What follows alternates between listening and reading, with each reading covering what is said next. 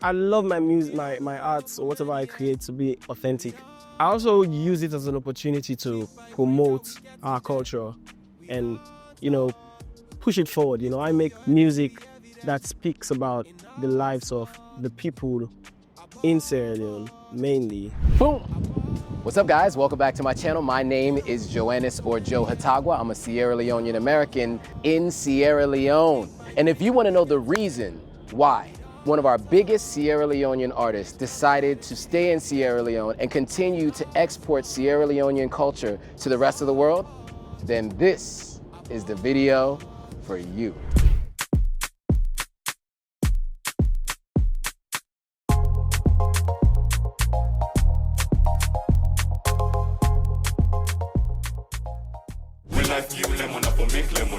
Reminisce, renovate, on a treat. Okay, cool. So today we are meeting with the one and only Drizilik. We're gonna talk about the two albums, the mixtape process that he went through before creating albums, his inspiration, his favorite songs, the reason why he decides to do music in Creole and really not stray away from the real Sierra Leonean sound. We're gonna talk about all of that and more, so check it out. Hey guys, before we get into this interview, I did want to give you a little bit of a quick update of what Drizilik's been up to since this interview, since I didn't get a chance to ask him about these things during the interview. If anybody knows him, these things are big moments that have happened in his career, and I haven't had a chance to ask him about it because they happened after the interview. So you won't see me talk about this with him in the interview, so I want to talk about it here. So first things first, is Drizilik released his EP Wait and See with a collaboration with Therapist, who's a very big artist from Sierra Leone. You guys will get a chance to hear his music and the song that they did together at the end of this interview. You will also get a chance to see some footage from the BET Hip Hop Awards cipher that he was in. That was a big moment for us to have a Sierra Leonean perform in the BET Hip Hop Awards cipher. And then lastly, he also did a big collaboration with Idris Elba. He's done one in the past before on a song called Ashobe. And then more recently, he's done a big collaboration on a song called Presidential. I wanted to make sure I showed you a little bit of that here, and then stay tuned for the end of the interview where you get a chance to hear the EP, which is going to be playing as underlying music throughout. And then at the end of the interview, you'll actually get a chance to watch the BET Award cipher, the song, a snippet from the song that he has on his EP, Wait and See, and also the song that he did with Idris Elba. So stay tuned to the very end so you get a chance to watch all of that. All right, guys, let's get on to the interview. I'm here with a special guest, somebody who you might be familiar with, but we're gonna get into his background and his story. But before we do, I wanna do this man justice by giving you guys a little bit of his background and a little bit of his story. So we're gonna do that and then we're gonna jump right into the interview. Benjamin George, popularly known as Drizilik, is a multiple award-winning Sierra Leonean musician with over 7 million streams. His skillful songwriting, catchy one-liners, and deep cultural metaphors in his 10-track debut album, and his Chuku Blai, earned him a moniker of Sierra Leone's King of the New School Music. Drizilik's sophomore album, Ashobe, was released in 2022. The album is produced by an all-star cast of West Africa's finest hitmakers, including Ultra Nova in Accra, Mastercraft in Lagos, DJ Rampage, and Sierra Leonean producers in Freetown. It includes the hit single Exodus, which is one of my favorites, and Ashobe, which is the title track featuring the one and only Idris Elba. I'm excited to have him here with us today. So today we have Drizilik. So thank you, first of all, for doing this. I appreciate it. Thanks for having me. Of course. Of course, of course. If you guys are familiar, you guys know who Drizilik is. One of the reasons why I wanted to interview you was the fact that you incorporate Creole in your music. And many of our artists don't do that. They tend to do more of a music that maybe sounds more universal, but this is like a hometown sound. And I think it's really important that our culture gets, exported to the world and people really get a chance to know who we are. And that happens a lot through music. So I appreciate the music that you make. I really like Exodus and I like the video too. I love to get started with your background and where you come from, because it's always good to understand who people are, right? So can we start with where you were born and where you were raised? I was born and raised in Freetown. Yeah. Born in '94. I know you didn't ask that. Yeah, born and raised in Freetown, went to school in Freetown, everything. I've lived my entire life in Freetown. Okay. Yeah. And most people born and raised in Freetown, people who get to travel like yourself, end up deciding to move away. What made you continue to stay living in Freetown and in Sierra Leone? I guess moving away wasn't part of the plan. And yeah. So you know when you have like a long-term plan, Yeah. you don't just leave because you have the opportunity to leave, you know. So for me, being able to travel is a blessing, and I don't intend on using it the wrong way. I like So, yeah. I like that. And so, I mean, since you mentioned it, I'd love to veer off into that. When you talk about the long-term plan and it wasn't in the plan to move away, what is your long-term plan? Yeah, my long-term plan is to be able to, you know, properly cement Sierra Leonean culture, not just the music, through entertainment in the global scene. I love that. That's my long-term plan, yeah. That's awesome. I mean, I think it's very rare that you find someone who has that plan and continues on that path, especially because I know you're going to Ghana next week. You have some other travel that you're doing. As you talk to most people, their plan is to escape. It's to go away and then not to come back, right? So it's really refreshing to hear from someone as young as you are and who's building a career that you want to keep your roots here and export that cultural phenomenon, what that is Sierra Leone, to the world. Beyond, you know, being born and raised here, your career before music, we talked a little bit about this, but I think it's really interesting because he helped make sure we got all the audio set up properly. Can we talk about what you did before you decided to pursue a career in music full time? So actually, before music, like I was the type that didn't really know what I wanted to do. Yeah. So I played a lot of football, went to school, obviously. Yeah, so in the early stages of my career, I worked on video and audio production. Yeah. Because my manager, he's like a tech savvy person. His name is Ibrahim, and he taught me all this audio recording, video recording. In 2014, during the Ebola pandemic, we were contracted to shoot and produce the home learning videos for one of the schools he attended. And that's how we raised money to buy some of the equipment we used to produce my 5th mixtape, Ben 10 over 10. Okay. So yeah, on the side, I've worked on multimedia generally and management, talent management, basically. Okay. And now we have a talent management and multimedia and entertainment company, Eminence Africa, and I'm part of the group, yeah. Yeah, so not only are you an artist, but you're an executive, right? You can say that. So let's take it back a little bit. I like to know, when did you first discover you had the talent? Because you not only make music like as a rapper, but you also sing too. When did you learn that you had this talent? So, just like every other kid, I grew up being like a music lover. Music has always been part of my life and my upbringing. You know, music in church, everywhere basically. And I love hip hop music a lot. So I grew up loving music, but not knowing I would become a musician. I never wanted to become a musician. It's not like I hated it or anything, but it wasn't just part of the plan. Okay. And then came 2010, when school went for holidays. School was on holidays, and me and my friends just started making music. You know, a friend of mine won a laptop from a mobile network, and I think he was going through it and figured out how to record sounds using Windows Sound recorder. And then so he just went in and started making music. At first it was so difficult because we were using the sound recorder and virtual DJ to match the sound with the instrumentals. Right. So it wouldn't always work. Okay. But I remember the first track I recorded was a freestyle on Fat Joe's I Won't Tell. Okay. Yeah. And ever since that day, I didn't go back to not making music. You know, it was just that final moment. I just decided, okay, if I'm good at this, then maybe this is what I want to become. Nice. And that's when it took off. Okay. So that was 2010. That was 2010. Okay. So you were doing some of the audio stuff and audio video production and stuff a little bit after that, but you continued to make music on the side until eventually your full-time gig was music. Yes. No, well, it has always been music. Okay. But then that opportunity came for us to make films on the side and make money. It was actually a lot of money. back then. Sure. So we were like, yeah, we need the cash, so let's just go fully into it. And he gave me like a week. Ibrahim gave me like a week cash course, video production, audio production, and it just.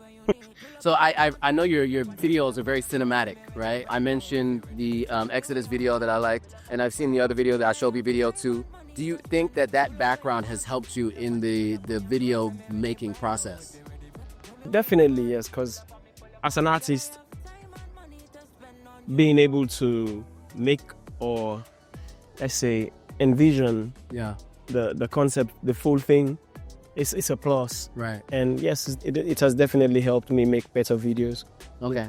You know, so I do want to take a step back a little bit and talk about your earliest inspirations, because for someone who can rap and sing, born in '94, there weren't a lot of people that were doing that in your early stages of life growing up. Yes. So I'm wondering, who did you hear that was like an early inspiration for you, and who were your early inspirations musically? So I think, thinking about it now, the first rapper that inspired me to rap and sing was Drake and Kanye West. Okay, and Kanye. But then when I think about it, 50 Cent has been doing it since like '03. Right. And that Get Rich or Die Trying album was like a classic, and I loved that album so much. And you know, 50 Cent did all this rapping and singing, and then Nelly came and did it as well. Sure. I think Andre 3000, and then Weezy and Drake and all that. So yeah, all through the time, if I check back, there's always been like an artist who has tried to push themselves, like a rapper that has tried to push themselves beyond just being a rapper. Yeah. I think Ja Rule did the same thing as well. Ja Rule too, yeah. Yeah. So yeah, it has always been there. Okay. But Drake and Kanye West were like the ones that pushed me to make music and be more of a musician than a rapper. Okay. You know. Yeah, I noticed there's a lot of melodic sounds Exactly. in music. Yeah, and by doing that, it doesn't require you to go find an R&B singer to sing your hooks, right? If you want to do it, if you want to have a hook that's a little bit more melodic, you can do it yourself, which is dope. Okay, so the name Drizilik, how did you come up with the name? How did that become the moniker that you use today? Like I mentioned earlier, I'm a big fan of Drake. Yeah. So my friends used to call me Driz, and then Okay. my middle name is Menelik. So when I started using Facebook, like I just matched the two names, and it was cool. So when I started making music, like a year or two later, it was just easy to go with, and everybody was like, "Yeah, that's your name." If people don't know that's how it came, they're like, "Yeah, it's a cool name, it's a cool name." Like, yeah, fine, still, I'll just keep it. I like it though. It's a dope one. So Drizzy and Menelik, yeah, Drizilik. Yeah. Drizilik, got it. That's dope. Okay. So I read on your site that you released 5 mixtapes before your debut album. Yeah. Now, you know, in the States, right, when we talk about people like Drake, right, he had, I think, So Far Gone, October's Very Own, and maybe one more. I think it was like Comeback Season, I think, for like 3 mixtapes that he had before the first album. Lil Wayne has done mixtapes all through. 50 did a lot of mixtapes. Was that your inspiration for doing the mixtapes before putting out your first debut album? Yeah, exactly. That was like the mixtape era. Yeah. Well, it was slowly dying, but then that was like the mixtape era. You know, Drake had sold like 1 million copies of a mixtape. Yeah. And it was just a thing to do for artists who couldn't afford to buy beats from producers. Right. Or couldn't afford to be in the studio with a producer and, you know, produce a record. Yeah. And I got a lot of my inspiration from those songs, the songs I remixed, you know. So when Lil Wayne put out The Carter 4, and they had this Blunts Blowing, How to Hate and all that, that inspired me a lot. So I went in and did my own version of some of those songs. She Will. I did a lot of Drake and Kanye West mixtapes. I did a remix on Homecoming as well. Okay, nice. You know, so yeah, for Kanye West. That was an easy way for me to, you know, move forward basically. But also I enjoyed doing it because that was the era, you know, everybody was just jumping on everybody else's stuff just to show like they can like do dope thing, you know, on it. So yeah, that's it. There was the This Is America, which is a very popular song in America, and I saw that you had remade that. Right there. So can you talk about what the inspiration for that was and why you decided to do that? So that's one song I was actually forced to do it. Okay. So, you know, people who knew about how good my mixtapes were, Right. even though I had stopped doing mixtapes, I was actually trying to focus on doing original songs. they were like, man, this trend is going on and everybody's doing, this is Sierra Leone, this is Canada, this is Nigeria, this is blah, blah. I think you're the best to do like this is Sierra Leone. And I was like, okay, fine. By then, I was planning to travel to Ghana. So I had like 2 days. I was like, okay, you know what? I'll just record the song and you guys will make sure I shoot the video. So you guys go and work on the video and I'll work on the song.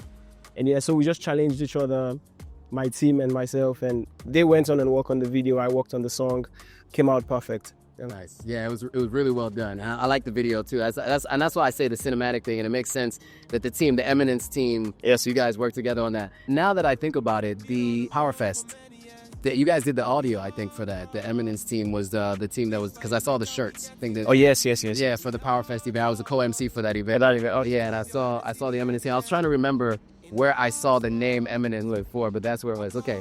All right, so we talked a little bit about your musical background and your inspirations and what you did before music. I do want to talk a little bit about the projects that you've put out, right? So you have a very popular song, Ashobe, which is the title track, obviously, off of your sophomore album. And you did that with the one and only Idris Elba, which everyone's familiar with. How did that song come to be, and how did you get in touch with Idris? So Idris identified, he's a Sierra Leonean. Right. And I think he came in 2019. And my team got in touch with him. I think that was in 2020. They were looking for an artist to represent. He was doing this Africa Day concert. I think that was when he first heard my music. And then my managers just... We also worked on an infographic sensitization series for coronavirus. Okay. And I starred on one of the episodes. I see. So my management used that opportunity to get a collaboration with him. So they reached out at first and asked if he could like jump on a song with me, and he agreed. And then they sent different songs, and he chose Ashobe, and we were like, yeah. We've made several other songs after that. So yeah, whenever we go to the UK, we link up. Whenever he comes to Sierra Leone, we link up. And yeah, he's been a friend and a very helpful person ever since. So yeah, we started there, but then look at where we are now. So there's more to look forward to. Definitely, yeah. We have several tracks together. Yeah, nice. We always record something whenever we have the opportunity to. Okay. And I know they work with the Freetown Uncut band, right? Yes. Are they they're like your house band, kind of? Yeah. So you mentioned going to the UK. I know that they have some shows in the UK. Are you going to be those are shows that you're doing as well? Yeah. Okay, all right. And you recently came back from the States too, right? So you've done some shows in the States, you've done shows in the UK. When you're out there performing, of the songs that you've now, you have a catalog now of 5 mixtapes and 2 albums, what is your favorite song to perform? My favorite song to perform is Exodus. Yeah? But my favorite set of songs are my new songs, the ones on my new album. Because, I mean, it's business, right? I also use that opportunity to promote my new stuff. Sure, absolutely. And also, I love my newer stuff. I like to believe the newer stuff are better than the older ones. You progress and get better, right? So yeah, songs like Shukublai, yeah, that's like a very key track. So I don't think will ever come to a point where I won't choose another song over Shukublai. If I had like 1 or 2 songs to perform, I'll perform Shukublai. Right, and that's the title track off the first album. Of the first album, and it defines my music basically, and my approach to arts in general. So yeah, with songs like Shukublai, This Is Sierra Leone, Just In Case, and all. These are like key songs on my first album. Right. I'll always perform them. Like for example, if I have like an hour set or 45-minute set, I'll always find a way to slot in a couple songs from my old album, right, and then some singles, and then I'll do my entire the new album like all through. Okay. Can you give us a little bit of a feel of the direction of the new album that you're working on now? Oh, you mean the one I'm working on now? Oh yeah. Oh, so I was saying Ashobe. Ashobe. Okay. Yeah. So the Ashobe. Okay. So I do like Exodus a lot. That's my favorite album. I mean, my favorite song on your second album. Actually, my favorite song you've done so far. I actually did not know who the artist was. I heard it. Okay. I heard it for the first time, and I'm like, I don't know who this is, but I really like this music. And then somebody said, I used Shazam. And it was like, oh, this is just like, I'm a Sierra Leonean artist. And so I got really excited, and I was like, okay, so that's my favorite song. Are you working on a new album now? Yeah. Yes. I'm always working on the songs. Yeah. So I mean, you know, I know creating an album can be a process, right? So you know, how far are you along? Would you say on this album? Were you like 20% done? Are you more like 80% done? What would you say you are with the new music? 30%. Okay, 30%. Yeah. So with me, before I start recording an album, I like to like think about the concept first, obviously. Yeah. And then put together maybe song titles or song ideas. Yeah. And I've done that for this new album.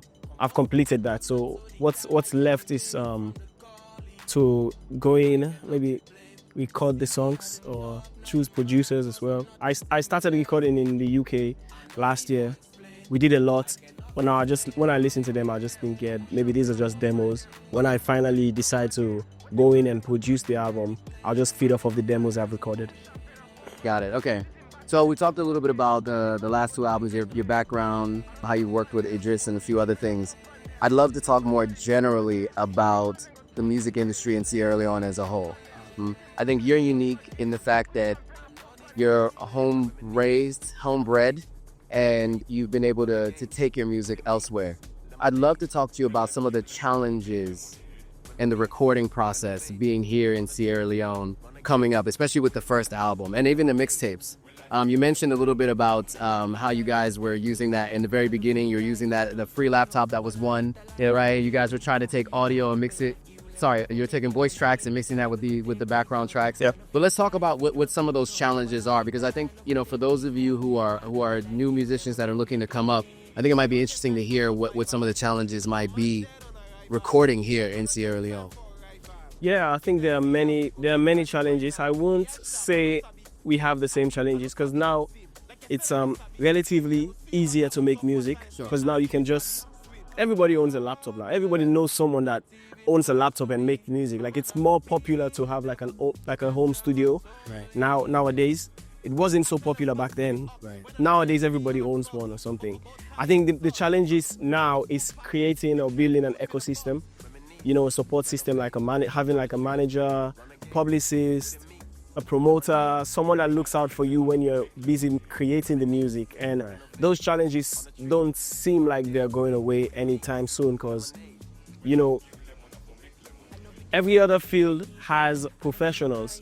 But it's hard to find professionals in the music industry, in the entertainment industry in general. Yeah. Even though there's like a rise in creative entrepreneurship in the country, there's still a struggle to like hire like a good manager or a good producer, someone that looks over the entire process, because most people rather do entertainment on the side because it doesn't pay as much as other professions or careers, do entertainment on the side and then focus most of their time on their main thing. Right. So you'll end up having like a manager, but his main thing is something else. Right. And you'll have like a publicist or something, like someone that works for you, but their main thing is something else. So it takes away from the attention that you get for your work. I feel like that's the biggest challenge. Yeah. The internet is there now. You can learn. I mean, I learned most of what I know nowadays about the industry through the internet and through my managers, Ibrahim and Benedict. Right. But yeah, nowadays you can just go on Google and search. YouTube teaches people a lot, but then you have to implement, and it's hard to implement when it comes back. And I think generally there's poverty, man. Come on. True. Yeah. I said it a couple of days ago. I think that was yesterday. Yeah. We live in one of the poorest countries in the world, not only in Africa. People can't afford quality entertainment. Quality entertainment costs money. Right. You know, so there's this cycle of, oh, you guys are not doing enough, entertainers are not doing enough, that's why we go out and listen to other people's music. But where do you expect the investment to come from? Right. If the audience can't pay for it. Right. You know, $10 is like 250,000. The highest show ticket in Sierra Leone to date is like 150,000, and still most people can't afford it. So imagine they're paying under $5 per ticket, and then they expect an output of right. Yeah, it's just not global sound. It's not. Yeah, it's not. It's unrealistic. Yeah. But I don't think they understand that. So yeah. I mean, whenever I go out and say that, just bounces and comes back to me. But yeah, I think the overall problem, and it's not just in the entertainment industry, in every industry, is poverty in the country. Right. Yep. Like little or no professionals really doing like the entertainment thing of being able to focus on the entertainment, and that affects us so much, you know. Yeah. Yeah. So it sounds to me, I mean, as a new artist, that means you need to do your own research. Yeah. Yeah. You need to do a very good job of vetting people and knowing that if you're going to have a manager, it's likely that they have other things that they're working on. Right? Exactly. So it's going to require a self-starter mentality, right? I think it's interesting that you found a way to fund your early music career by doing other things, and it makes sense that you did that. Okay, so we talked about the challenges. What do you love most about creating music and making music here in Sierra Leone? In Sierra Leone. Yeah. Because I can just go out there and see what I want to sing about. Yeah. And see something to sing about, you know. Unlike, let's say, in the UK or other places, you know, it's confusing. I can't sing about their lifestyle. It's just not what it's not right, honestly. My music is an extension of my reality, and this is my reality, you know. So being in Sierra Leone, seeing the cities, seeing people go through their stuff, hearing stories, because I write a lot of my lyrics off of like eavesdropping on conversations and stuff, you know, catching one-liners, you know, the slangs. You know, this city inspires me, basically. If you listen to my music, close my eyes and listen to my music, you should be able to see what Freetown is like, you know, or what life in Freetown is like, you know. So yeah, that's what I love about Sierra Leone, man. Yeah. This is where I've gained all my inspiration from, and it's paying off. So yeah, that's one beauty of the city and the country in general. And I've been around Sierra Leone. I've seen the differences in like Freetown and Kabbalah and Makeni and all this. It's just so much bigger and so much more to explore and be inspired. Yeah, and I like that you mentioned that, because one of the things that the first time I had heard of you was the fact that you use Creole in your music, right? And you use the local language as much as possible. You are a homebred Sierra Leonean, right? You can hear it in the music. And as you said, you close your eyes and you feel like you're in Sierra Leone. You see the city, right? So what made you decide to use Creole as much as you do in your music and to focus on, you know, what it's like living here in Sierra Leone? Yeah, first of all, I didn't have a choice, but to sing about Sierra Leone. Right. And yeah, my music, I love my music, my arts or whatever I create to be authentic. And, you know, I also use it as an opportunity to promote our culture and, you know, push it forward. You know, I make music that speaks about the lives of the people in Sierra Leone, mainly, you know. Right. Yeah, it's easier. I also like to identify fully as a Sierra Leonean. I don't want people to listen to my stuff and be like, where is it from? Cameroon or Nigeria or Ghana? Like I hate to put people through that. I want, as soon as you listen to my music, if you know Creole, you know Sierra Leone, you know this is Sierra Leonean. And yeah, I think that's why. And it's just fun. Creole is a very nice language. It's good. It's easy. Yeah, I the area, but speaking Creole I'm working on it. What advice would you give to any upcoming artists that are looking to start a music career here in Sierra Leone, or even someone who's from the outside world moving to Sierra Leone and wants to continue to pursue a music career? I'll advise, I mean, do your research first, or while you're at it, continue doing your research. Yeah. Because there's nowhere else you learn except by experience, or you do the research. Right. So there are so much resources on the internet, learning materials.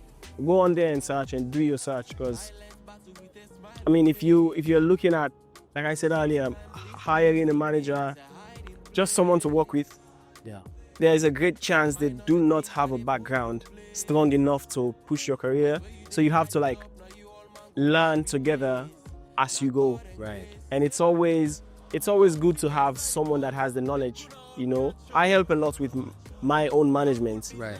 You know, some things I research first and then come to my management and say, I think we should do this because of this and this and this and this. This is how.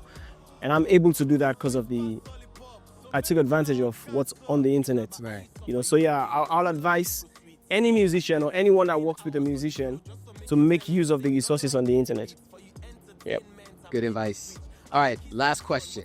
Where can people find your music online or you online to either connect with you or to stream your music? Everywhere. Apple Music, iTunes. Okay, matter of fact, Google me. Yeah.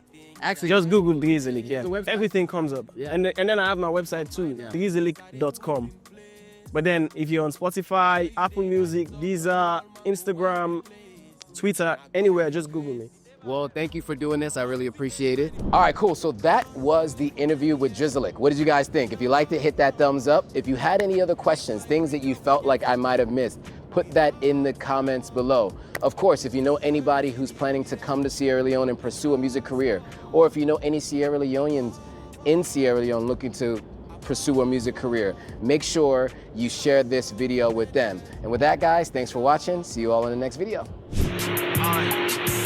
Yeah. Are you ready now?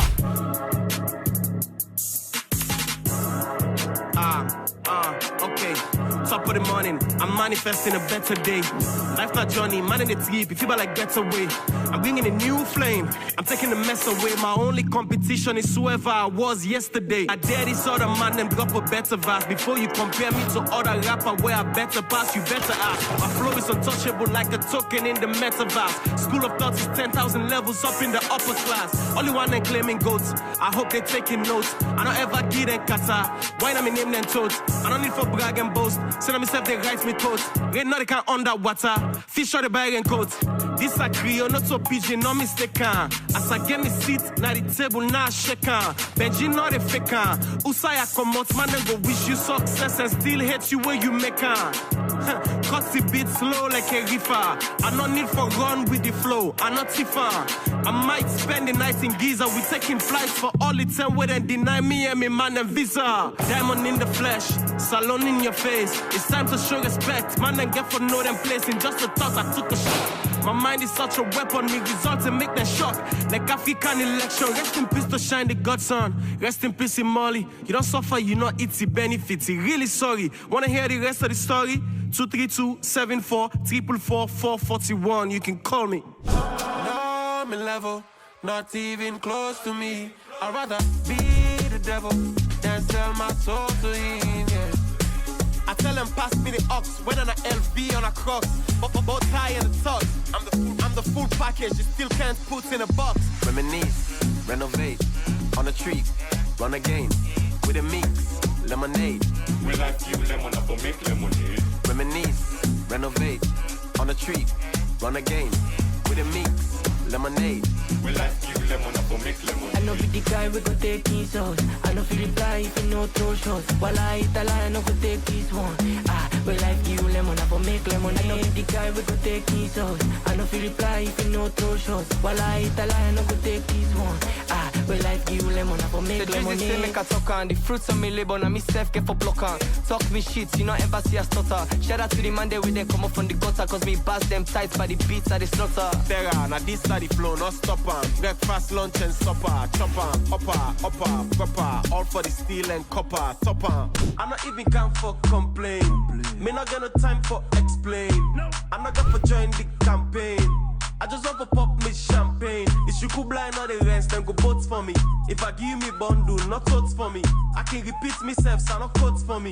When election time come, no vote for me. I come in show, then they all I know. Who done at the old power where they bring smoke? Woman that together and the man that they joke. Man, the parliament chef said no, so not to joke. They knock the Creole, then they look me funny. But they laugh, not the tear when they see the money. Then the big way they can't, not the thing where I like if I they reach for my pocket, then they know they get lucky. I know they talk too much, not get time for the plapper. Wa Allah, me not to you papa. You got confused if you feel say I get time for the Allah. Key, big man of the Allah. Say ambassador the come and the chain get for sweet. Man I like when I WhatsApp all then the tweet. Papul na do then they all get for reach. All man get for vote when the everybody speak. Alright guys, if you like this video, go ahead and hit that subscribe button, hit that notification bell, like, comment, and share it with your friends. Alright, see you on the next video.